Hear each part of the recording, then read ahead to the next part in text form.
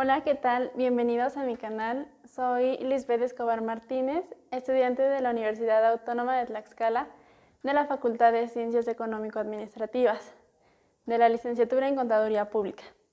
Y bueno, el tema de hoy es sobre la ley del impuesto sobre la renta. Comencemos. Se debe comprender qué es el impuesto sobre la renta.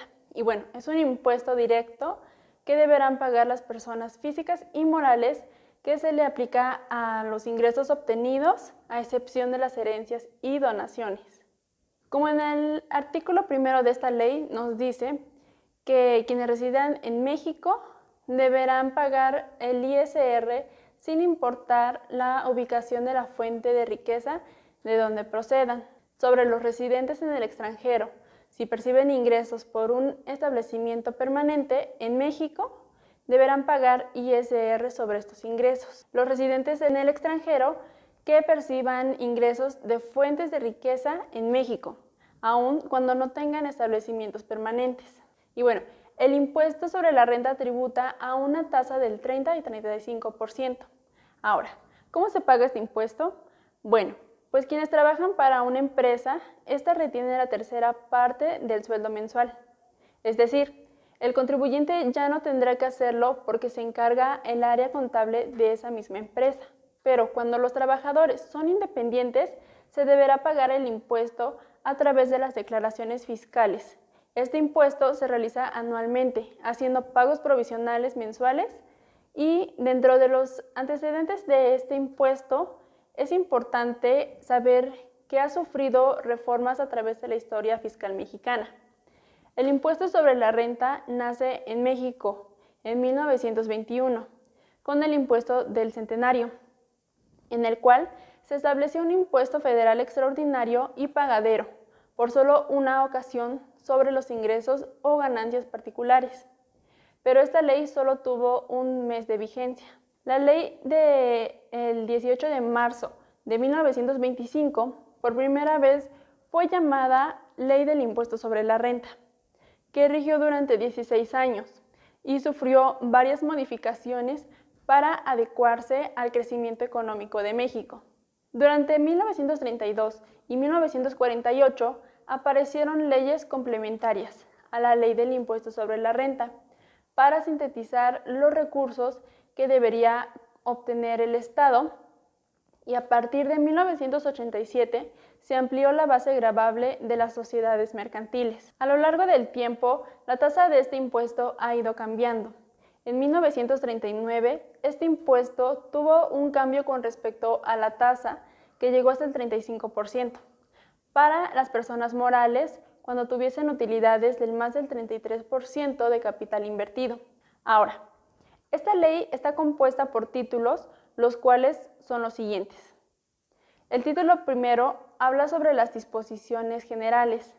El título segundo es de las personas morales. El título tercero es sobre el régimen de las personas morales con fines no lucrativos.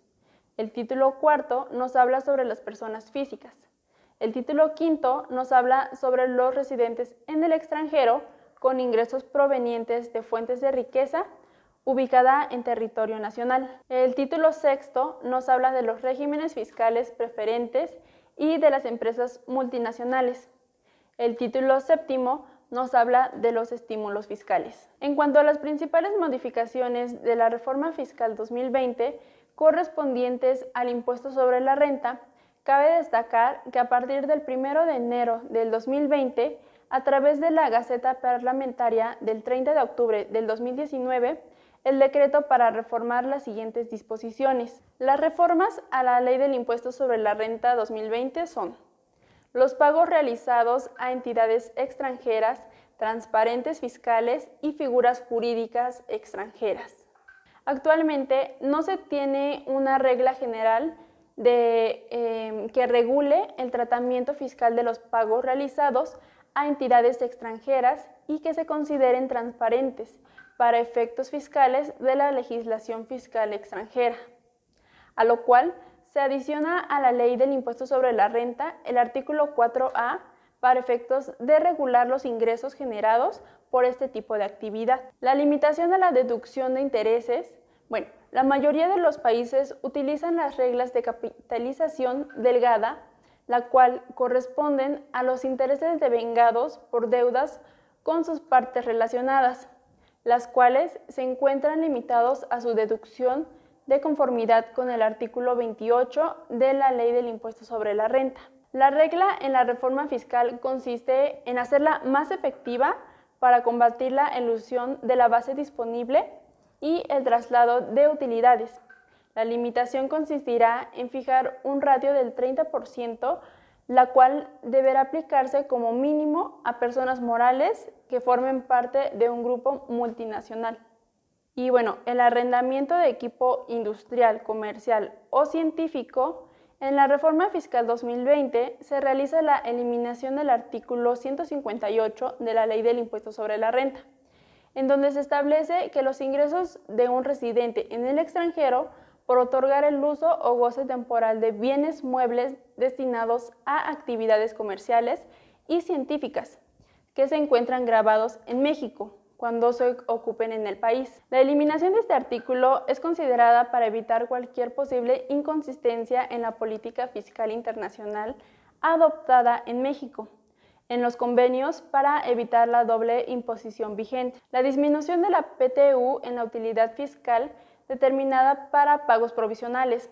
Como antecedente se menciona que en el inciso E de la fracción novena del artículo 123 de la Constitución Política de los Estados Unidos Mexicanos establece el método para la determinación del monto de las utilidades de cada empresa, que tomará como base la base gravable de conformidad con las disposiciones de la Ley del Impuesto sobre la Renta, en donde dicho artículo 9 se dispone que la base para la determinación de este impuesto no se disminuirá la PTU pagada en el ejercicio ni las pérdidas fiscales pendientes de aplicar de ejercicios anteriores. Como parte de las reformas fiscales, se propone la eliminación del estímulo fiscal en el ejercicio del 2020. Y bueno, eso es todo por el video. Muchas gracias por verlo.